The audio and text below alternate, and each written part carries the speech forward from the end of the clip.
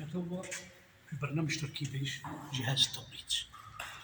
نحن بلغتنا نقولوا جهاز التوقيت، الجهاز اللي هي اللغه العلميه نقولوا جهاز التوقيت. يعني تو نحن الدرس بتاعنا جهاز التوقيت.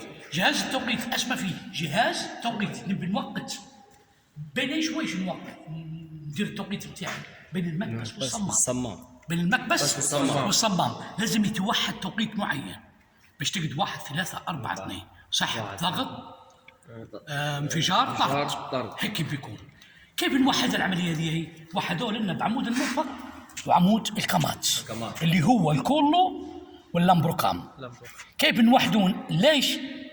ليش خلوا لنا عفتين هذين؟ لان هذا هو اللي يشغل عمود الكمات، يشغل في الصمامات، اما عمود المرفق يحرك في المكابس. وبعدين لما تولع السياره تنقلب يقدر المكابس يحرك في عمود المرفق. لكن كبدايه ناخذوها باش نركبوا النظريه بتاعنا اللي هي جهاز التوقيت اللي هو الكتينه. يقول لك الكتينه اضبط الكتينه ايش معناها؟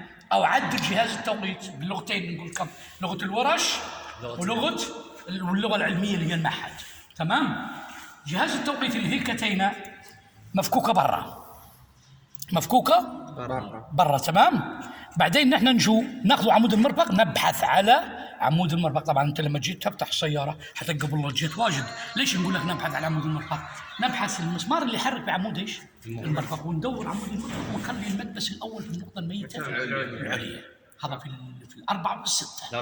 الاربعه وفي السته محرك ذو 6 اسطوانات او 8 في الثامن. واذا كان 4 في الرابع. ونرفع المكبس الاول في النقطه الميته العليا. نرفع المكبس الاول وين؟ في النقطه الميته العليا. بعدين الكتينه مفكوكه طبعا اللي هو السير، نجي لعمود الكمات ونحير صمامات المكبس الرابع، نخليهم في نهايه طرد وبدايه سحب. طرد ويبدا يسحب الصمام. اذا يجيني رقم 1 في نهايه ضغط وبدايه اشتعال، يبي شراره فقط. يبي ايش؟ شراره فقط. حتى لما نركب الخيوط نركب على رقم 1 بعد ما نركب الكتينه. الشمعة الأولى خلاص تو هذه مهيئة للاشتعال، هيئتها انت. في الطريقة هذه أنا بنعاود أخرى من جديد نبيدي نبحث على عمود المرفق، نرقي المكبس الأول بالنقطة الميتة العليا، بعدين نبحث على عمود الكمات ونحير صمامات المكبس الرابع، نخليهم بنهاية ايش؟ طرد. قول معي كم فاهمين؟ نهاية طرد وبداية سحب. نهاية طرد وبداية سحب. إذا يجيني رقم 1 أوتوماتيكيا بايش؟ في نهاية ضغط وبداية اشتعال. إذا نبو شرارة نحن حاليا تو فقط. عندنا هواء وعندنا بنزين وعندنا ضغط. نبو اشتعال.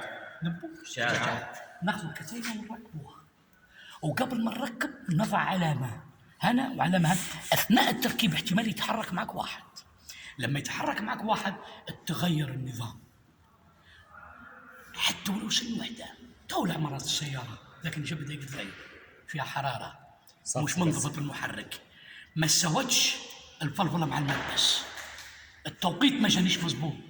اذا نبيدي لما نحط التعديل بتاعي اللي قلناه، رفعنا المكبس، حيرنا صمامات المكبس الرابع، خلينا الاول في نهايه ضغط وبدايه اشتعال. بدايه اشتعال مش ساحب، اشتعال. ندير علامات معينه او تجي تحت المحرك تلقى فيه علامات موضوعه من الدار من المصنع، اتاكد عليه مطابقات.